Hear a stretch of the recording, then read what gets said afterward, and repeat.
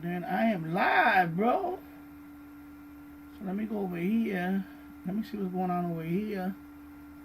So I am live, bro. Here we go. I am live. Of course, I got that big thing in my face. The subscribe button. I think I'm going to have to move that. I'm going to have to move that. I'm going to have to move over here. I'm going to have to move. Oh, God. Come on, bro. I'm going to have to move right there. Yeah, I think that'll work. I think that'll work. Let me flip over to this guy. Yeah, I think that'll work. So I'll wait a couple of minutes.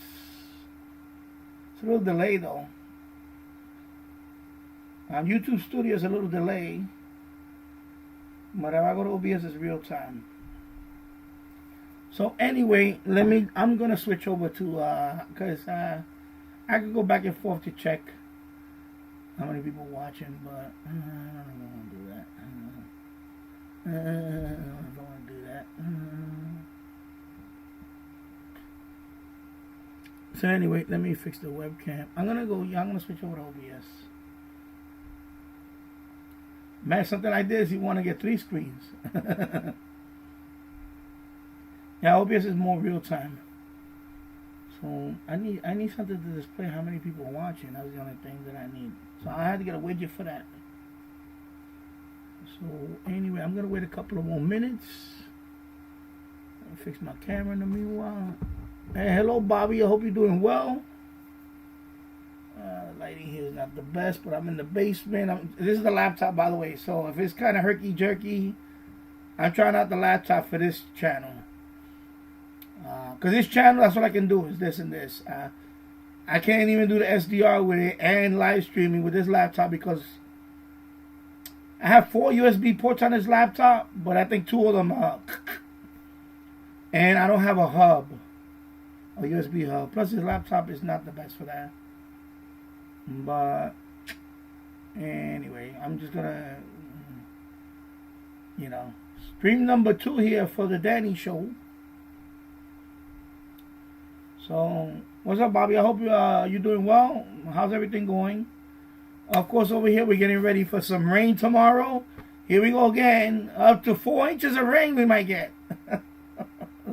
It's driving me crazy, all this rain that we're getting. We had a wet winter.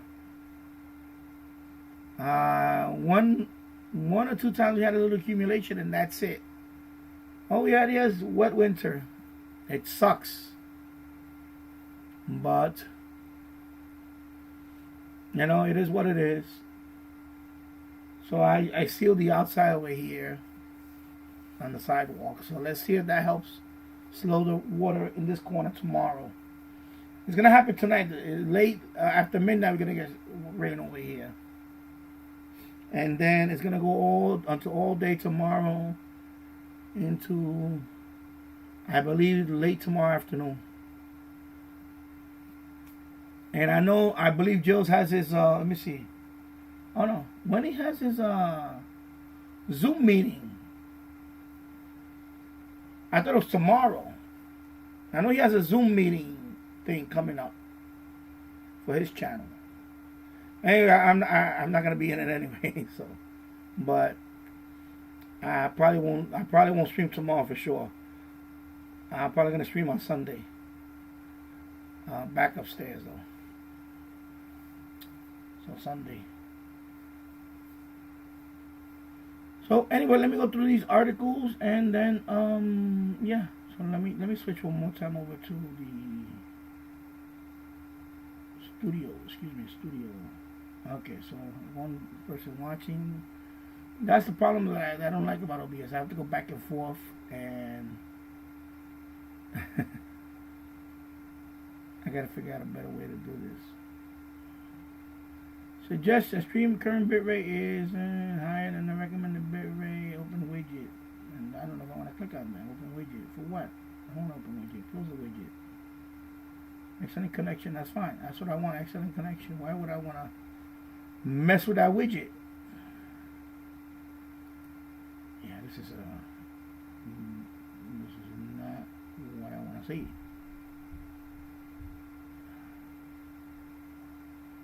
Anyway, I'm gonna go back to this view. No, the OBS view.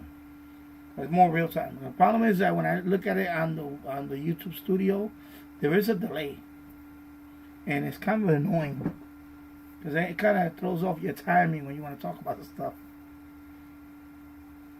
Anyway, first thing is for storm watch. Let me see. Let me scroll here, and of course, you know, batches of moderate to heavy rain for Saturday in the Hudson Valley. That's me. So that's all we've been getting is rain, rain, rain. This whole winter. I've thought that this winter we will have a little more of a break. But no, this ground has not fully dried up yet. You know, the problem is, even though you don't get a lot of rain, even if we only get 2 inches of rain, that rain is already going in my basement. Because the ground is so saturated from all the rain that we had in the last few months. You know, it's gonna take a couple of months without rain at all to kind of really dry up the ground, or when the weather gets warmer or everything starts growing. You know, so that's the problem. That's the problem that we have around here, and this is all of the Northeast. We had a mild winter again. We had a wet winter, which is worse. And, you know, and then since they chopped the trees up on the other side of the,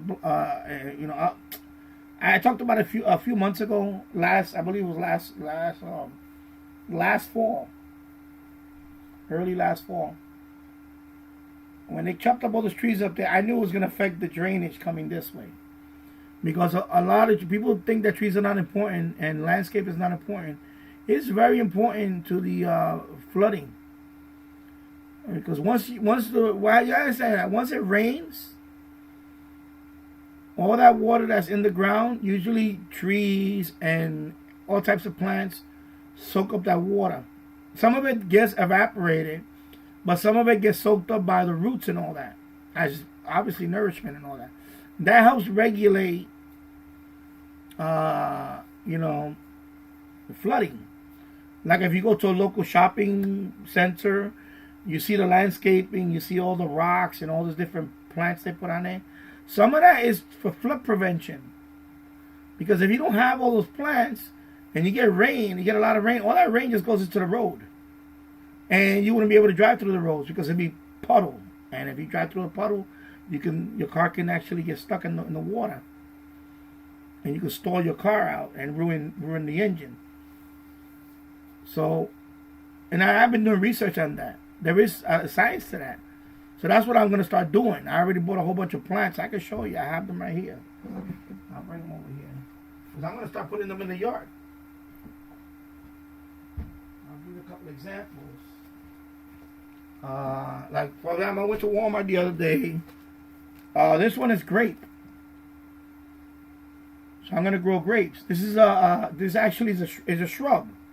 When it's fully grown, it's going to be a big shrub. And I'm going to have it along the fence, and it's going to grow grapes too. Of course, that helps to soak up the water because right now, you see my yard many times in the video. It's very plain. A couple of trees here and there, and that's it. That's not going to be good to control flooding. When you want to control flooding, you have to plant shrubs, especially ones that can absorb a lot of water. And that helps with flood control. And I didn't know that. I started doing research on that. So this is one of them that I'm going to grow. I'm going to plant this grape. It is a shrub. It's a shrub. So of course you see it right here. I need to put these in a temporary bucket with some water in it. And then after tomorrow's gonna rain all day, so hopefully Sunday or Monday I'll plant this down. And then, it's not gonna happen this summer, but maybe by next year it'll be a lot bigger, and maybe even have some grapes. So this is one of them. Then I also have the green grape. And I also have raspberry. That's another one I'm going to grow. You know, and these are ferns. A couple of them, not much, but you know, stuff, a fern. I'm also going to build a raised bed out there so I can plant some, you know, corn. Some, you know, I grow them in a pot. But I need, since I had that area out there, you know, the reason why I left it barren is because my son used to play out there a lot.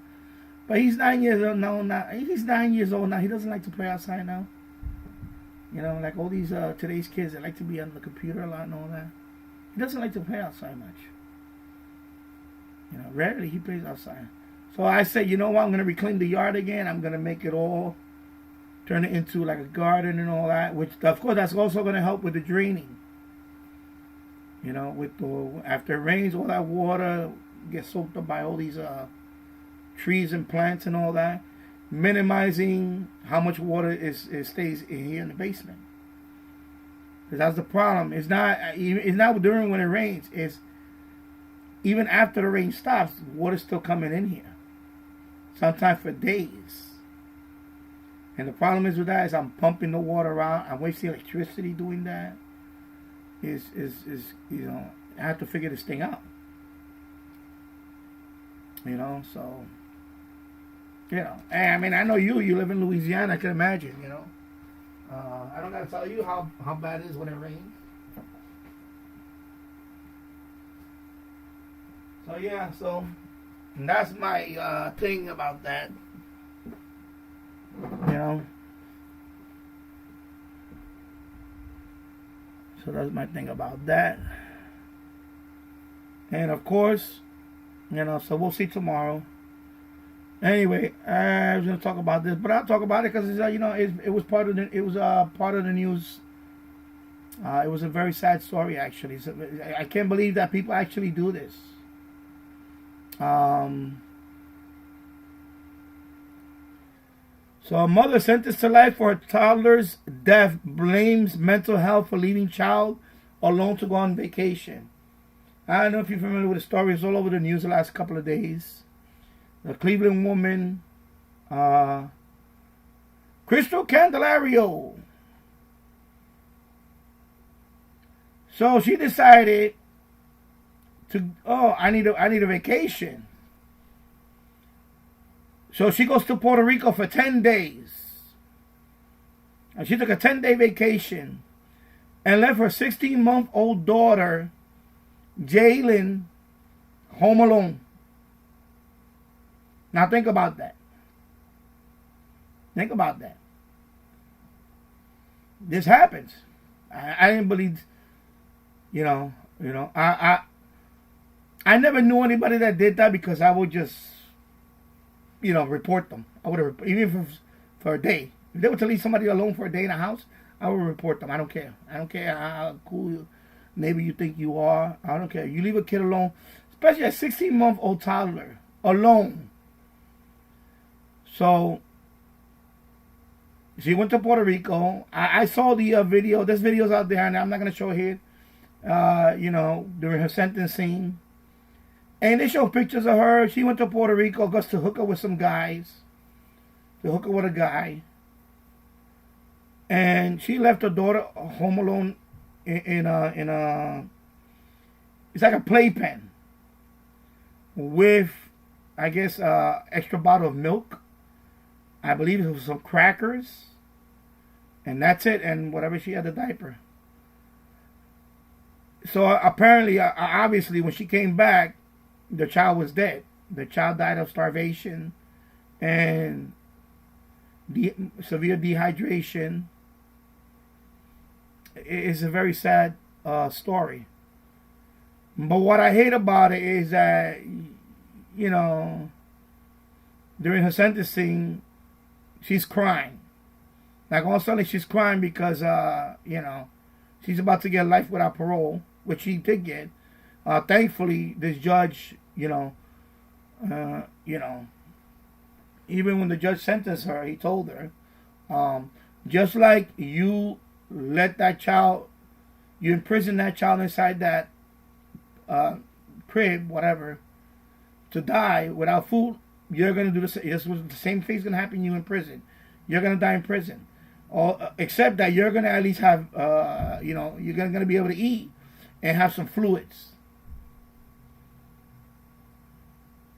And she's not low 16 years old. She was in, I believe she was in the early 30s. And she already had a child before. And I don't understand for the life of me why people, I mean, I understand why. If you want to get ghetto about it, because trust me, I know people like that. I know women like that they have kids just to get benefits. Baby daddy, she got knocked up with 2 kids. She don't want to work, so she get benefits. She get the welfare for every kid. Cha-ching, it's like another cha-ching. And then on top of that, the person is paid child support. Cha-ching, cha-ching, cha-ching. You know how that shit goes. Let's just say it like it is. So they don't really care. I don't really, they don't really care about the kid. They just, it's just a way to make money. So this fucking mental case, and I don't even want to call it mental. I think she's just straight up evil. It's the most sacred thing in the world is a mother and child, and when you break that because you're fucking selfish, because you want to go fucking party, and because the picture they show, they show pictures of her. She's in San Juan. There's one that she was in a club. She's posing, having a drink in her hand. Meanwhile, the baby is back in Cleveland. Excuse me, Detroit. I believe this was in Detroit. Starving.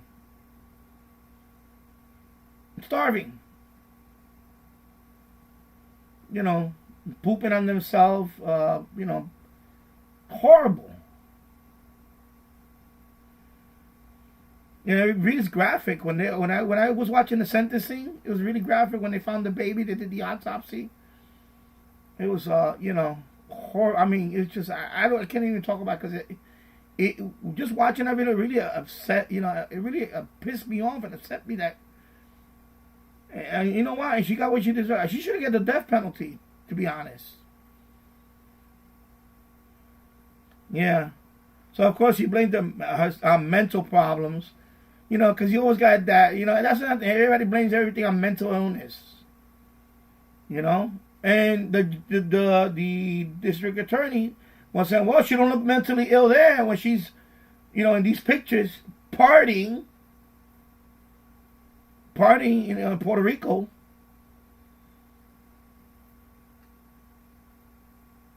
It's disgusting to do that to a child. This is the picture of Jalen.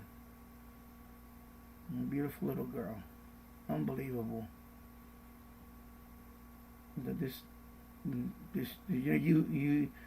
You would think that you're not hear the worst of it, and then this is the fucking evil piece of shit. I'm gonna call it like it is. And she's only crying because she's about to get sentenced. Then she has the nerve to say that God and her daughter forgives her. Like, how the fuck you got the nerve to say that? God forgives you for doing such, I mean, I hate when they pull this fucking mental health defense shit. That's fucking bullshit. Of course, during when she was partying, she was a lot slimmer. Of course, when you're in jail, when you're in prison, you get fattened up. I don't know, sitting in your ass all day in the jail. Same thing happened with that Jennifer Crumbly. When you saw the mugshot, she was a lot slimmer. By the time she went to the trial, she had ballooned up like, I don't know, maybe it's the mental health meds too. I don't know, that makes them fat. I don't know what it is, but. So, of course, everything is, I had emotional and mental. We all got fucking issues. We fucking deal with it. If you can't take care of the kid, you know what? There's plenty of people that would adopt a child. But like I said, I keep it real here, bro. A lot of it is, you know what, you know, of course, where's the father of this kid? We don't know. You know, just to collect. I'm gonna say it. I know something like this. Like, you know, well, not to this degree, not as evil as this fucking bitch. But yeah, that's just pretty fucking evil. You know, I'm gonna say it like it is. I don't care. This is why it's called the Daddy Show. Anything, we talk about anything and everything here. And I'm not gonna read all this because you know, you're well familiar with the case. If not, I will, you know, look it up. Crystal Candelario, leaving a toddler alone for 10 days. 16-month-old girl, and she died. And of course, even the 911 call when she came back, you know, she was all, you know, fucking acting. And then she changed her clothes right away. I guess she wiped her down a little bit. She changed her clothes. She's lying to the police during the interview that, you know, she had just went to bed, and, you know, she's a manipulative fucking bitch. Sorry. I hate to, you know, but I have no sympathy for people like this. I really don't. And you know what's going to happen to people like this in prison, right? People like this in prison, you know, a child killer, they're not, you know, they're going to get their own, you know, prison justice. Somebody's going to take care of her ass. You know, I mean, seriously, like, even her parents would have took her. And, you know, like, what the fuck went wrong with this woman that she had a, you know, I'm serious. It just fucking boggles the mind. Like, why people do this type of shit. But yeah. And of course, the last time I streamed, we talked about let me see over here, the man that got shot down the block here. Anyway, he turned out to be a 51-year-old Ecuadorian man. His name was Francisco Gordillo. And he was shot in the head when he was right there in Willow Street and Mont Carmel. Apparently, there was an argument between him and an 18-year-old kid. And his name is Ludwin Ramos-Cervantes. And he was charged with second-degree murder, second-degree criminal possession of a weapon. So, according to police, Gordillo was in the truck with Ramos-Cervantes and others that morning. When the two got into an argument, Ramos-Cervantes left, but soon came back with a .45 caliber handgun. So this is the person that was killed. They just took down the memorial finally. They had it right down the wall, down the block. They had the same picture taped on the wall. They had an Ecuadorian flag, and they had a whole bunch of flowers and candles and all that. So they finally took it down the other day. So this is the person that got killed. He looks familiar from, I might have seen him around the neighborhood. But it's hard to tell after the fact. But he definitely did not live in this block. But it was locally. Because his family was going there like every other day, fixing up the memorial. And of course, this is the memorial right here. This was the beginning. This was like the first day. And then of course, this was all full of candles. This was all full of candles. It was all the way out here full of flowers and candles. They had a bigger picture of him later on. They put the flag, the Ecuadorian flag. This was a big, you know, this was like right after, I guess the next day. This was around the next day actually. But it was a lot more than this. And yeah. And this is the other street, the intersection. This is near where I live at, of course. Yonkers Police. So the guy that shot him, the guy that killed him, is 18 years old. This is the shooter. 18 years old. You know. Ludwin Ramos-Cervantes. So this is the shooter. This is the person that killed the Francisco Gordillo, 51 years old. My thing is, my take on this is, I know, and I tell my wife all the time. I deal with idiots all the time. Kids like his age. Especially when they park right here in my driveway, I have to go out there and tell them, listen, and I don't even want to do that because you saw what I just read you what happened here. And I guarantee that the 51-year-old guy, I saw some of the interviews on TV, and he probably took this guy for granted. He probably said, this guy's a punk. He's not going to do nothing to me. And he is a punk, He's a fucking punk. But, my neighbor told me a couple of times, he said, you need to be careful because you're going to say that to the wrong person. I get out of my driveway and they're going to come back and they're going to do something to you. And I say, no, I agree with him. And I say, you know what? You're right. You don't know. You don't know. Like, you see this kid? If you look at him, he's the type of kid I will smack him in the back of his head and send him on his way. But, of course, in this case, he came back with a .45 caliber and shot the guy point blank in the head. I don't know what happened to this kid to make him to be a cold-blooded killer. And this is the problem, and this is why me and my wife, we have these arguments, because sometimes she gets upset that somebody's parking there. And I told her, listen, I can't go out there all the time and argue with people. I would tell her, just call it in and that's it. Let them deal with it. Sometimes she wants to go out there and confront them. And I tell her, you can't be doing that shit. Because you're going to run into somebody like this. And if you look at him, I want you to take a good look at him. Take a good look at him. You're the type of kid that I probably would tell him, get the fuck out of here. Get out of my fucking driveway. But this type of kid will come back and shoot me in the head. You see? Because he's not the most, if you look at him, he's not the most intimidating person. He's an 18-year-old fucking punk. And that man was well beloved because I'm telling you, there was a big memorial down there. They had a lot of flowers, candles. They had pictures of him, other pictures of him. He seemed like a very lovable guy, guy that everybody liked. So I don't know what set this kid off to put a bullet in this guy's head. And it's sad, but this is the type of shit that can happen.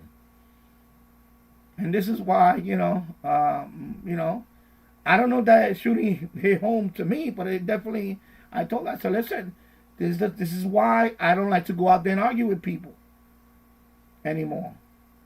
I'm 57 years old. 30 years ago, I mixed it up with I used to mix it up with a lot of people. And trust me, a couple of people wanted me, killed. Okay? I'm not, it's not hyperbole. Growing up in the Bronx, I had my share of beef. I had to always walk watching over my shoulder. Because one day, somebody was going to pull a bullet in me. So when I moved out of there, I was happy to move. I was glad.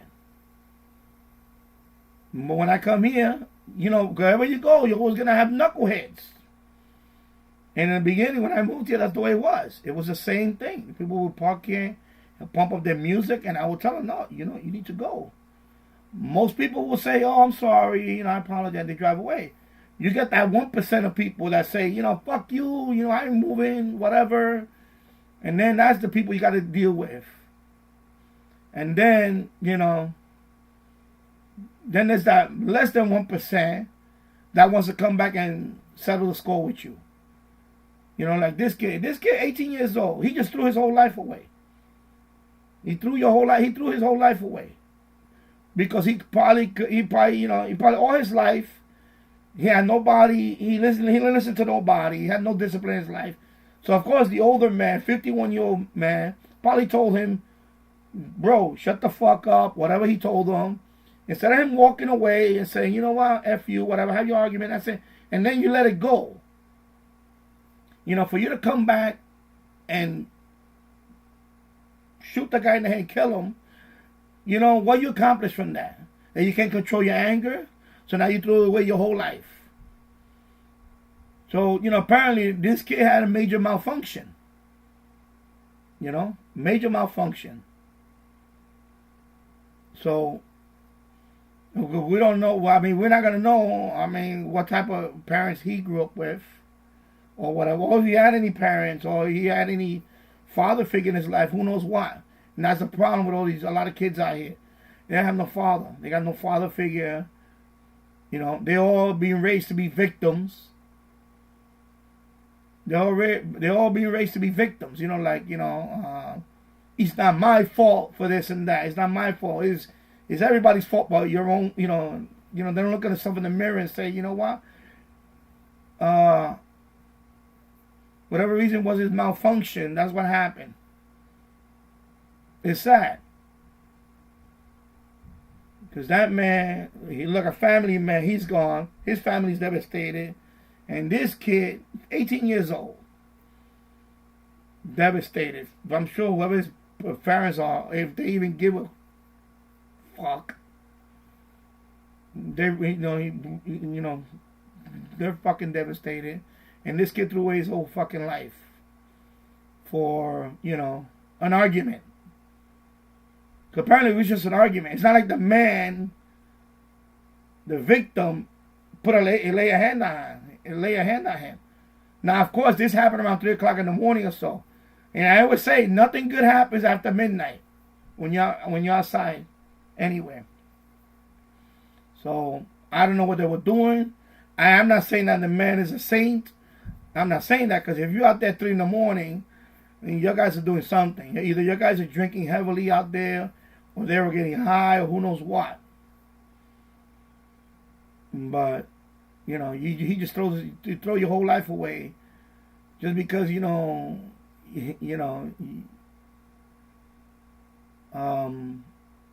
an argument, And I think about that. When I walk down there, I think about that, man. But I thought about this kid. Because, he's somebody's son. I have a son. And I would not want, my son to to throw his whole life away over something stupid. And I knew people like that. I knew people growing up that they threw their whole life away because they were too busy following other people. They were trying to make a name for themselves for whatever reason, And they threw their whole life away. They ruined, It almost happened to me growing up.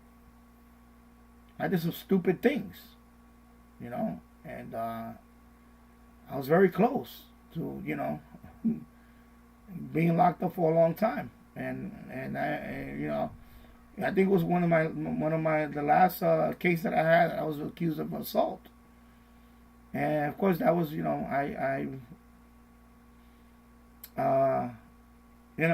made me an offer and said, okay, you're gonna do community service, disorderly conduct, you're gonna clean the park for 40 hours or whatever. I split in a couple of weekends. I had to clean the park. And my lawyer told me right there, he said, listen, you keep getting into these things, you're gonna run out of chances. And then you're gonna do some serious time. So you need to just stay home. At that time, of course, I was seeing somebody. He said, just stay home with your girlfriend. She's a pretty good woman, pretty girl, whatever. Pretty girl. At that time was okay. So, and just stay home. Don't hang out with them anymore. And you know what? That's what exactly I did. Exactly what he said, he suggested that I did. That's what I started doing. I started staying home. I started staying home. I decided to go back to school, finish my degree, go back and get my bachelor's degree. I said I had enough of these people because I would hang out with them. We would go to clubs. And something always happens.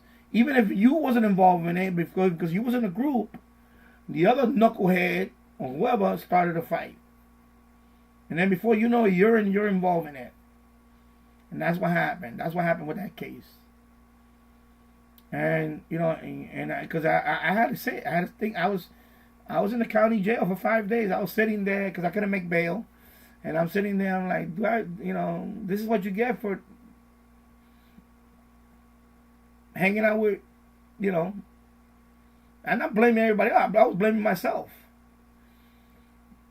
But you can do something about it, you know. And I kept saying to myself, well, you know, if I get another chance, and I'm gonna, and then because he had told me that, that's when he told me that. He said, listen, you know, I can't work miracles, but if I get you out, you need to stay home. That's it, and just cut it out. You know, stop getting into, you know, into fights with people. And I had to learn how to walk away from stuff. And that's exactly what I started doing. I started walking away from potential conflict. To this day, I practice that. You know, I had a tenant. I'm telling you, I had this tenant. I said the story on my channel many times. I had this tenant. He kept pushing me. He was an older guy. He was in his 60s. He was a fucking frail guy. He just got a big mouth. And I told him, bro, you don't know me the way I was 30 years ago, bro. I put you through that window. I would have put him out the second floor window. I would have folded him up. That guy, I could have folded his ass up like a paper airplane and flinged his ass out the fucking window on the second floor. All right? Because I'm strong. I'm a strong guy. This guy weighs 150 pounds soaking wet. And I told him, I said, yo, you don't know me like that, bro. I said, yo, you talk like that to me 30 years ago, I would have, you be in a hospital, bro. You be in a hospital drinking out of a straw. You know what I'm saying? That's the way and he kept pushing because I didn't, you know why? He kept pushing me because he, you know, I was trying to evict him at the time. And then you know about the news about all the squatters shit that's going on now. You got professional people like that they squat into people's houses and they don't want to leave. But this guy was a tenant. He used to pay rent on time, but he just, you know, I found out that the guy was a fucking pedophile. And that's why I had to get rid of his ass. Even before that, he was annoying the shit out of me. But I couldn't do nothing. I couldn't physically kick him out the house. I had to take him to the housing court. I served him with an eviction. It took another month and a half for the... and I'm lucky, because in New York City, I heard it takes up to 2 years for the case to be heard. And here in Westchester County, a month or two. So I had to deal with him for another month and a half or whatever, almost 2 months. Finally, you know, the judge, you know, long story short, he ruled in my favor. He told him, you got a week to leave out of the house, and that's it. And he left. You know, and that was the end of that. Until that time that I told you, he came back a couple of years later, and then he picked a fight with me outside, but by then, he was no longer my tenant. And that's when I laid his ass out. And I told him, yo, I said, all bets are off now. You're not a tenant now. Now you're trespassing in front of my house and you're threatening me. Now I can defend myself. And that's what happened to him. One of these, bing, that's it. Down he went. And I never saw that man again. Period. Yeah, so that's why I told my wife, listen, I can't go out there confronting fucking kids like this. 18 years old. Because you don't know. This kid could come back and put a bullet in me. You know? And for all I know, I don't know if this kid, I don't know nothing about this kid. I don't know if he was illegal. I don't know what the hell. But definitely, you know, it's sad, bro. It's sad. It's sad that you know, it's happened to this man. It's sad, but, you know, that's why you got to be careful, bro. I told my wife, I said, listen, I can't be out there. I said, I'm too old for that. I can't be out there arguing with the young kids. Yo, can you get, they don't understand. You understand, you know, I grew up differently. My mother, you know, she didn't beat me, but she spanked me every once in a while. You know, and I deserved something. I deserved it. I was a knucklehead at one time. I was a real knucklehead. And I was the youngest of 8 knuckleheads. Okay? So sometimes she had to spank a few of us. And we all didn't turn out great. I think I turned out okay. I think after a few, you know, I think I did okay. I have a couple of brothers that are okay. I know my brother in Puerto Rico, he's happily married. He's been married for over 40 years. Almost 40 years he's been married. you know, and children all grown up. He's a granddaddy, and you know, but it's sad. You know, you got to be careful out here. You argue with a younger person, a young kid. You know, it could come back and you know, they don't know how to process things now. You know, when I grew up, we had a fight. We would fight with their fists, and that's it. And even he kicked my ass, so I kicked his ass, and we would shake on it afterwards. Say, oh yeah, and that was it. There was no ill feelings about it. There was no, you know, long-term beef or anything.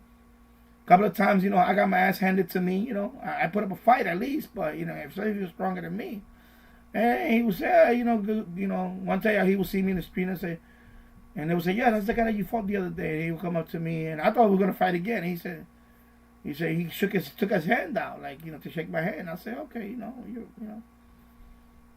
And I say, you know, like, you know, mutual respect type thing. Okay, you know, yeah, you might have got the best of me, but at least I put up a fight, you know. And they were like, okay, cool about it. That's it. And that was the end of it. Today's kids now, you don't know. They want to come back and put a bullet in you. It's sad.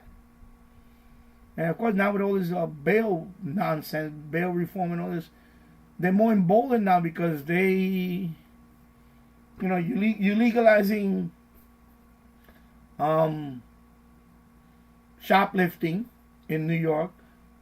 You're legalizing all this stuff. Of course, that's going to happen.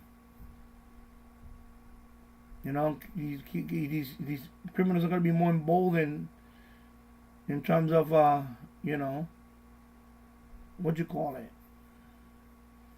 to do whatever the hell they want to do, because there's no consequences anymore. You know?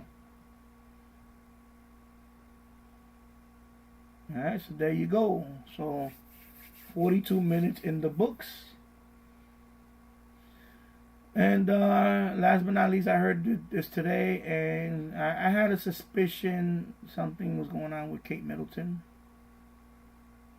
Of course, Kate Middleton reveals that she has cancer after abdominal surgery, and she's undergoing preventive chemotherapy. Of course, there's the video. I'm not gonna play the video. Let me pause it. Actually, I saw the. You could tell that she's quite thin. You know, I'm not a fan of the royals, but I actually. You know, she's, you know, I'm not a, you know, I can't stand Meghan Markle. I think she's a fucking, you know, drama queen, whatever you want to call it. So I always liked the Kate. You know, you know what I mean. Okay, people, get them my other gutter. You know, I thought she is a beautiful woman and all that, and you know. So I just, you know, my heart goes out to her in prayers, and I hope, you know, she does come through. But yeah. So I had a feeling because of course King Charles is going through treatment now. So when they said that she had an abdominal procedure done, surgery, I figured it was. I had that feeling that it was related to the cancer. So, of course, they don't say what type of cancer it was. There is speculation that it could have been a hysterectomy. That was her surgery, which means that she could have probably had some kind of cancer of the maybe uterine cancer. Or cervical cancer. That's the rumor, but again, it's not official that what type of cancer it is. So all we know is in the abdomen. But you know, obviously, when you have cancer, they need to remove that. Because I know colon cancer. I got tested colon cancer a few times already. Actually, twice. Excuse me, twice. I had colonoscopy twice. They didn't find anything, thank God. But usually if they do find something, usually when they find cancer in your colon, they usually remove that part of the colon. You know, that's what they usually do. Usually that section of the colon is removed. And that's the and of course, you know, any other treatment after that. In her case, chemotherapy. So anyway, we want to wish her speedy recovery and prayers to her. And yeah, so God bless her. All right. So there you go. So I'm gonna leave it at that. I'm gonna sign off now. And my second live stream here in the Danny Show. And thank you, Bobby, for watching, and everybody else watching. And if you like videos like this, if you like the stream, you want to see more content like this, you can feel free to leave that in the comments. Let me know. We want to talk about anything in particular. And thank you for watching. I'll be back soon. And again, I gotta find my mouse over here if I can. So thank you for watching. I'll see you on the next one. Take care.